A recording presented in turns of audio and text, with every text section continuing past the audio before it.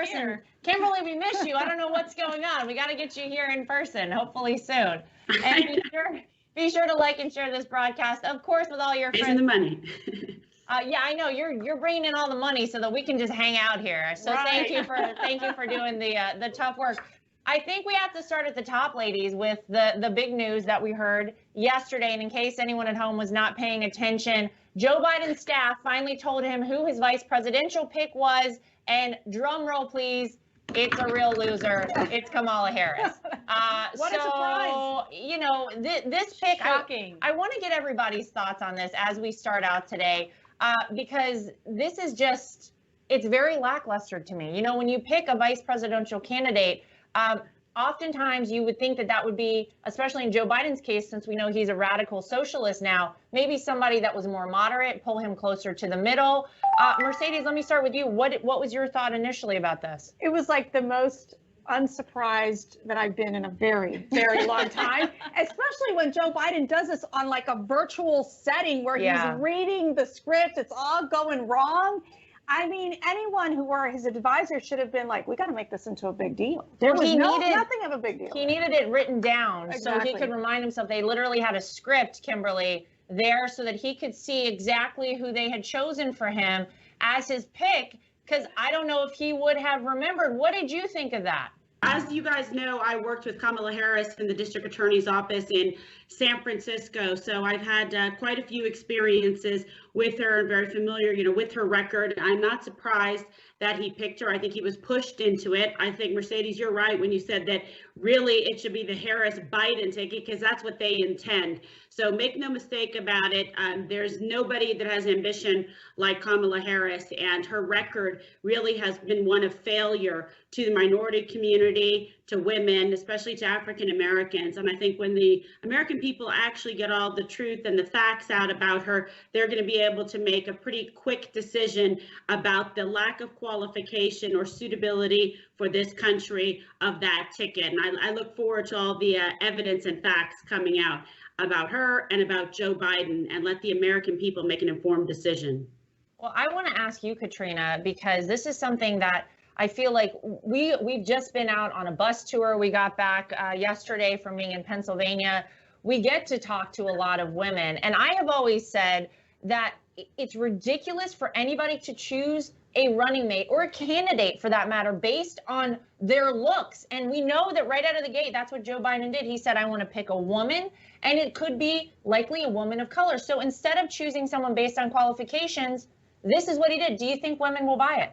Well, I think this is the definition of sexism, Yeah. right? I'm going to pick a woman so the women will fall in line. But I do think that, you know, to Mercedes and Kimberly's point, it's absolutely a Harris-Biden ticket. Kimberly's right. The ambition is there. But I'll also say that I think the public has seen a lot of the facts come out on her. That's why she didn't gain traction during the presidential primary, 2%. polling at the lowest that you could possibly think of and dropping out even before her home state. Yeah. So I think that tells you a lot. But the biggest thing I think it is a huge red flag for the Democrat Party, because the last few months we've been told that Joe Biden is leading in all the polls, at least by 10 points or more, and that he's got the black vote locked up. Well, if that were true, ladies, you would not see a Kamala Harris running mate. So I think that's our clue. Yeah, well, this will be a very interesting election going forward. I will say that, look, I think that we get to see President Trump and Joe Biden, hopefully in 4 debates. We would like to see that happen. But we do get to see our own Vice President Mike Pence debate Kamala Harris, and we will see what's going to happen there. I want to show the audience at home who phony Kamala Harris really is, because if you haven't been paying attention, you might have missed a few things. Let's watch this clip. Kamala Harris ran for president by rushing to the radical left, embracing Bernie's plan for socialized medicine, calling for trillions in new taxes, attacking Joe Biden for racist policies. Voters rejected Harris. They smartly spotted a phony. But not Joe Biden. He's not that smart. Biden calls himself a transition candidate. He is handing over the reins to Kamala while they jointly embrace the radical left. Slow Joe and phony Kamala. Perfect together. Wrong for America. Well, they that's absolutely are wrong for America, that's for sure. And I think on November 3rd, we'll see that very clearly. Kimberly, any final thoughts for our audience after seeing that clip? I mean, that is a very powerful ad that the campaign just put out. It is. It's right on the money. It hits it on the head big time. They are perfect for each other and deadly wrong for America. They complement each other in so many ways because she's corrupt, she wants to be president, and she will say or do absolutely anything to make it happen. Sound like someone you know? Joe Biden, exactly. She wants to eliminate private health care for American citizens while financing health care for illegal immigrants using our tax dollars. And she wants to legalize illegal border crossings. And she compared our law enforcement officers to the KKK. She is the radical left and as far left as they come. She's not just morally and intellectually bankrupt. Voters recognize quickly that she's a fake and she's a phony during the Democrat primary. Just like you said, Katrina, they were like canceled her out. Nobody wanted her and nobody wants Joe Biden. It's just who's left. They're like leftovers in the fridge 4 days later. Only Don Jr. might eat that. Okay.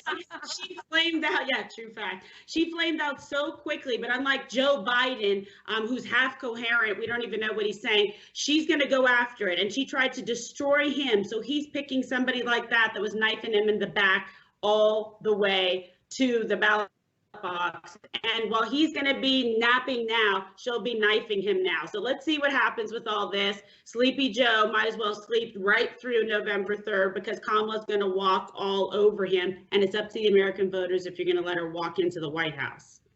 I mean, I don't think we can top that. That was pretty solid. Yeah, that says it all, quite frankly. All right, we're going to take a quick commercial break. Stay right with us. We'll see you right back here for more of The Right View.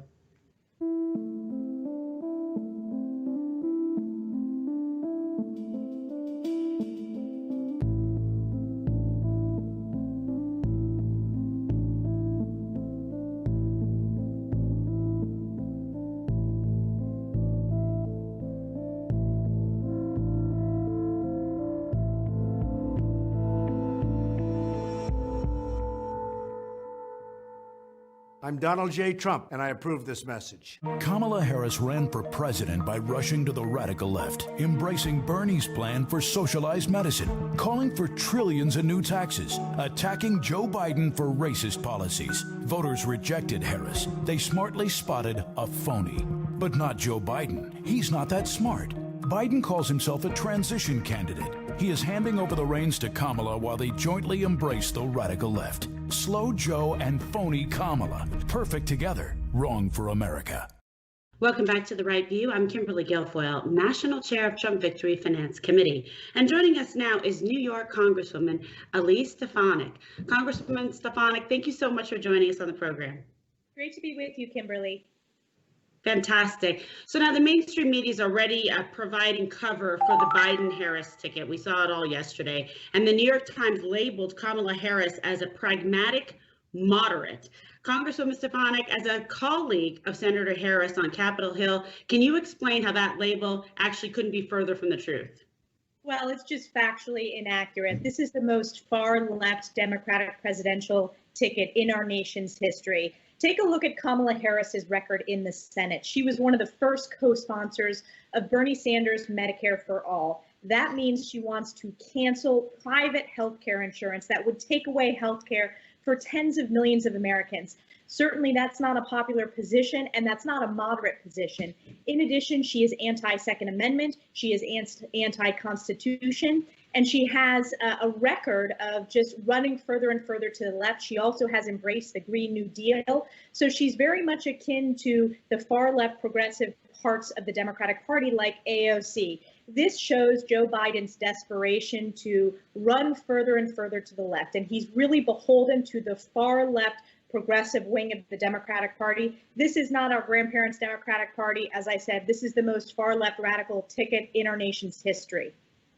It's so true. You know, people begin to find this out very quickly. Yeah, so let's play this clip. Now, this is very popular. This very popular clip of Kamala Harris during the primary debates, and we'll get your reaction.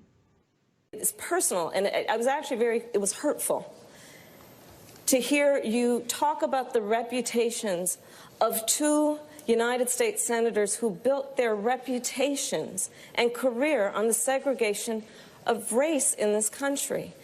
And it was not only that, but you also worked with them to oppose busing. So Congresswoman Stefanik, I mean, were you surprised that Kamala Harris agreed to join the ticket after she infamously accused Joe Biden of being racist? I was surprised because if you look back at the Democratic primary debates, Kamala Harris is known for her attack lines against Joe Biden when it comes to his history of, frankly, racist positions. And we've seen just recently Joe Biden make very concerning statements that he's had to clarify and apologize for. For example, saying that there is not diversity within the African-American community. They had to put out a clarification, which was not an apology, but they had to put that out within 24 hours. And if you look back, Kamala Harris had demanded an apology from Joe Biden, which she never got. So we know that Joe Biden has a history of making these very concerning statements. So I was a bit surprised that Kamala Harris joined the ticket. But most importantly, voters are concerned. And if you look at polls, they think this vice presidential choice is one of the most important decisions that the Democratic nominee Joe Biden will make because of his age. So she is frankly a puppet presidency, which shows how concerning this is because her policies are so far to the left.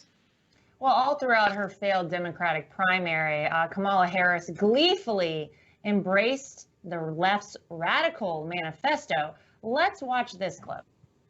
You support the Medicare for All bill, I think initially co-sponsored by Senator Bernie Sanders. You're also a co-sponsor onto it. I believe it will totally eliminate private insurance. So for people out there who like their insurance, well, they don't get to keep it? Let's eliminate all of that. Let's move on. Yeah, let's eliminate all of that. Congresswoman Stefanik, you actually just referenced this earlier with Kimberly. The private health insurance plans that more than 160 million Americans rely on will be banned under Joe Biden.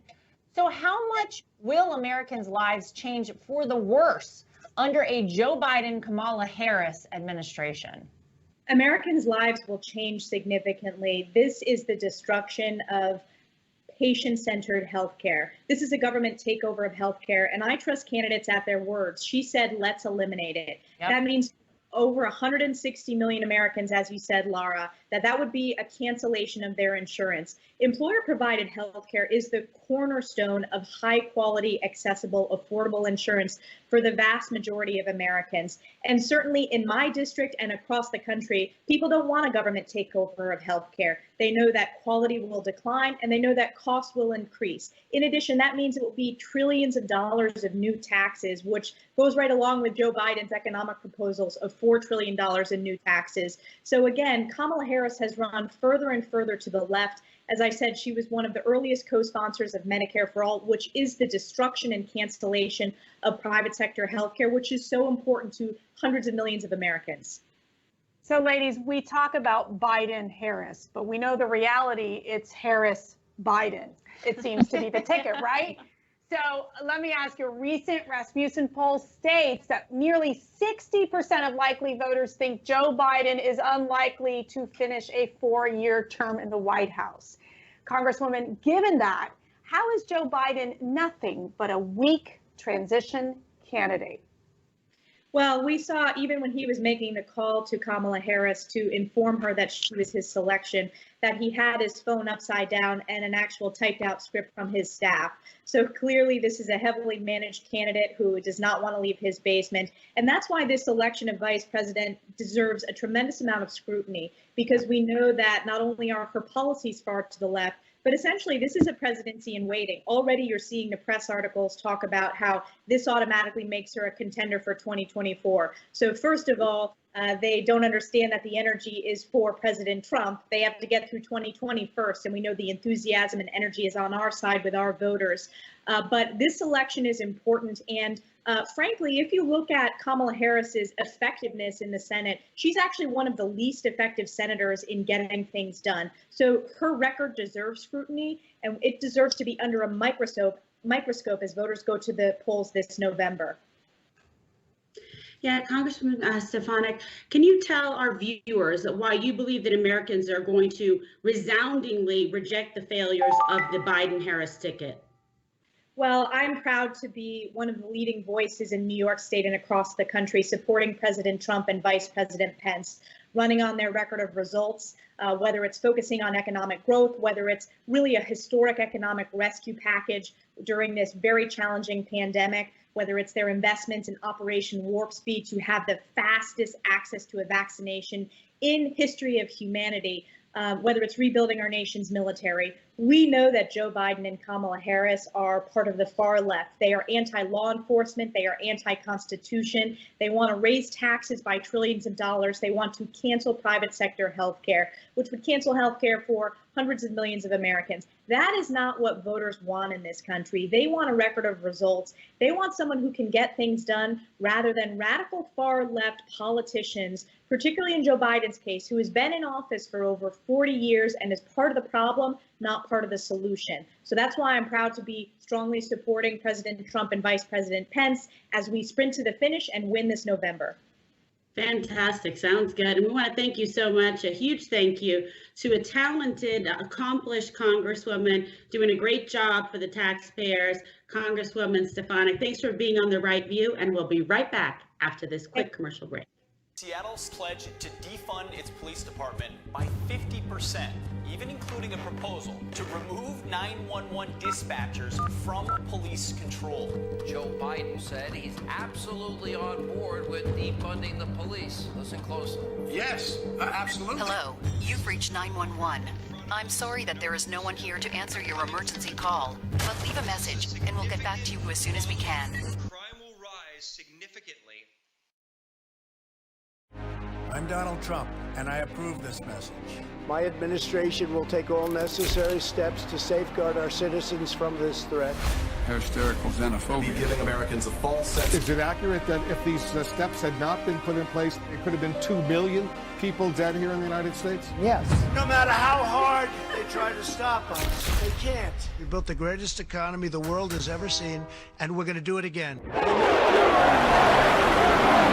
Together, we're beating back the invisible enemy. What the federal government did was a phenomenal accomplishment. Through it all, the world has witnessed the unyielding resolve of our incredible American people. Promise made, promise kept. And I'm fighting for you, and I love doing it with everything that I have. And you know that. With the grace of God, we will win this war, and we will win this war quickly. And we will make America great again. Welcome back to The Right View. I'm Mercedes Schlapp, Senior Advisor for Strategic Communications.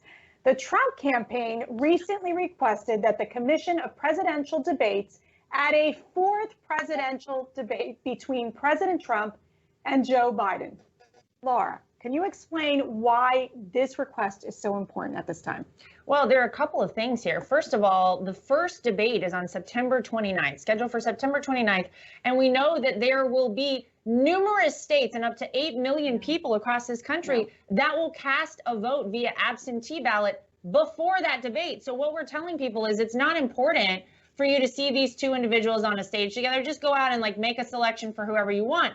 That's totally ridiculous. And I might add to that in a year like 2020, when we've had a global pandemic, when you haven't seen candidates out campaigning in a normal fashion, when, quite frankly, Joe Biden has been hiding in his basement, this is vitally important. People, before they cast a single vote for the president of the United States, need to see these two men on stage for 2 reasons. They need to know, number one, that Joe Biden has all his mental faculties about him, which I think most people are questioning. We know in a poll recently that around 53% of Americans think that he's in the early stages of dementia.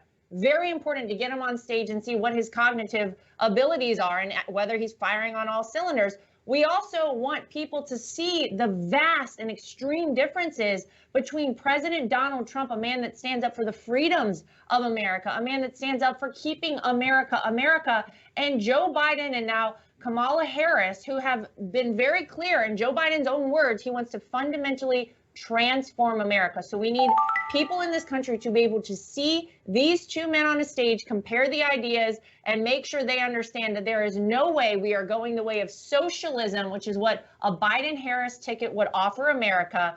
And it makes sense. No, you've never had a chance to see this guy out. He's literally been hiding in the basement. Even when Jill's doing an interview upstairs in their living room, he's like Skyping in on the computer. It's ridiculous. So we need a fourth debate, or they need to move that September 29th debate forward a couple of weeks. So only the fair thing to do. I got to tell you, though, I think Kamala probably took the key, locked the door, and just left Joe Biden in the basement. That's my prediction. Don't you think? Don't you think, Katrina? Of course, Joe Biden and his campaign rejected the request for more debates. Surprise, surprise. Katrina, why is Joe Biden, why is he so afraid to debate the best debater in the world, Donald J. Trump? I think you just gave us the story. But I mean, to Laura's point, right? I mean, look, this is the opportunity where voters get to actually see the two candidates, hear them compare their opinions and policies without the media filter. Right. That's the important part. Right now, Joe Biden's hiding and the media is covering for him. So it's easy for him. This is why he doesn't want to debate. But the other reason I think is because he might not remember his running mate, Kamala Harris. Because remember, he forgot about her existence during the Should we make them note cards? Maybe you'll have note cards at the debate. What do you think? So I think Laura hit it spot on. His cognitive abilities will be on full display if he did debate the toughest, strongest, fastest debater in the country right now. I love that. Can't wait. I love that. Kimberly. Excited. I know. Joe Biden has run his campaign bunkered down in his basement in Delaware, as the ladies were talking about. The presidential debates could be the only time he's going to leave his house from now until Election Day. Maybe today, I know he's going to go out in Delaware to unveil Kamala Harris. But what kind of, what did you say? Go upstairs. He'll go upstairs? Yeah, let him out for a few hours and then bring him back in. That's nice. I know. Well, okay. Let's see if he can remember his speech during that time. What kind of key contrasts do you expect to see President Trump highlight in these critical debates? Well, competency right out the gate, number one, leadership and coherence, and in his case, lack of coherence. For starters, President Trump would wipe the floor with Joe Biden during those debates. And Joe's prime, which in case anyone missed it, it was so unremarkable, was about 25 years ago. And we all know that Biden, that the Democrats are trying to guide through this election, is just literally just like a former shell of himself. That's it. They're just trying to push him forward. It's very sad. He should consult with his wife/sister, and someone should step in and stop this massacre, because that's what it's really going to be. That's why he doesn't want to debate the president. That's why no one that supports him wants him to debate the president. You already see his unofficial staff in the media, unpaid volunteers for Biden, the mainstream media, trying to argue for no debates. They're literally saying, do not debate, because they know how bad it'll be. And the reality is, we don't know what Joe Biden is going to say, because Joe Biden has been run by a teleprompter for the past year. His consultants are losing sleep every night. They're absolutely terrified of what he's going to try to say in the debate stage. I mean, it's going to be a car wreck completely. Is it going to be something racist, offensive? Probably. Is he going to try to sniff President Trump? Is it going to be something that alienates himself from mainstream voters? All of this is likely. However, whatever it is, it will expose him as completely unfit to govern and to lead, and you can take that to the bank. Yeah, that's no question. Absolutely. Unfit, unprepared. Maybe Kamala shows up in the background and is like photo, Well, because don't forget, he's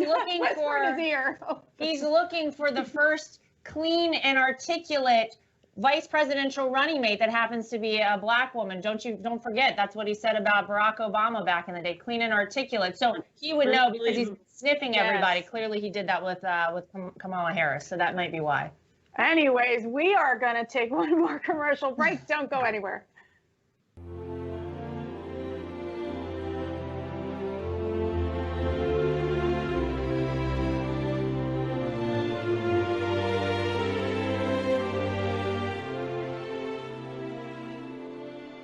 As we have already seen, his America First agenda has lifted all Americans up. and have empowered them with true economic emancipation that has once again made the American dream possible. That's why I want you to text EMPOWER to 88022 right now if you want to keep America great and deliver 4 more years for President Donald J. Trump.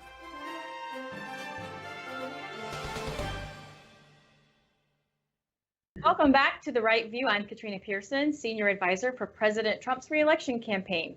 Now, I want to get everyone's final thoughts, but first, here are a few ways that you can help and get involved to re-elect President Trump this November. Download the Trump 2020 app. It is available on Apple and Android, and sign up to volunteer, register for events, and win exclusive prizes. And to stay in contact with us, please text Trump to 88022. And if you, your friends or family or neighbors want to get involved in our fight to re-elect President Trump, please visit armyfortrump.com to sign up. Now, let's get to everyone's final thoughts, but I want to say, many of you may remember State Representative Karen Whitsett. She was a Democrat in Detroit, and she was censored by the Democrat Party after she praised President Trump for promoting his use of hydrochloroquine, and she championed him because she used it, and she insists that it helped her get better. Now, the Democrat machine backed a primary challenger against her, a very well-funded one at that. And this challenger was backed by Bernie Sanders, Elizabeth Warren, and Rashida Tlaib. They raised $500,000 against her. Wow, that's for... She was outspent massively, but last week, she was able to retain that seat. Amazing. She defeated the Democrat machine in a Democrat district in Michigan. So I just want to say congratulations to State Representative Karen Whitsett for being strong and being bold, praising the president, and still maintaining the 9th District State House in Michigan. That's amazing. So, good for her.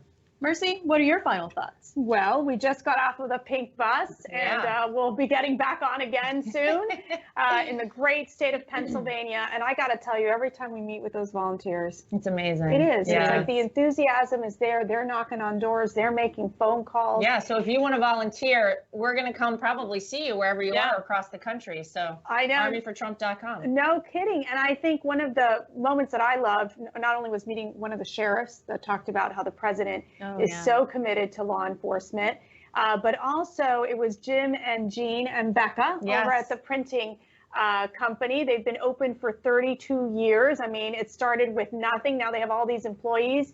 And thanks to President Trump's leadership and the Paycheck Protection Program, they were able to keep open and make sure that they could pay their employees. So again, it's a great story of the great work the president is doing. We love being on the road. We love being with the people. And while Joe Biden and Kamala continue their virtual tour of a very boring campaign, we are out there. We are talking to the people about President Trump's great message and great accomplishments that he's done so far.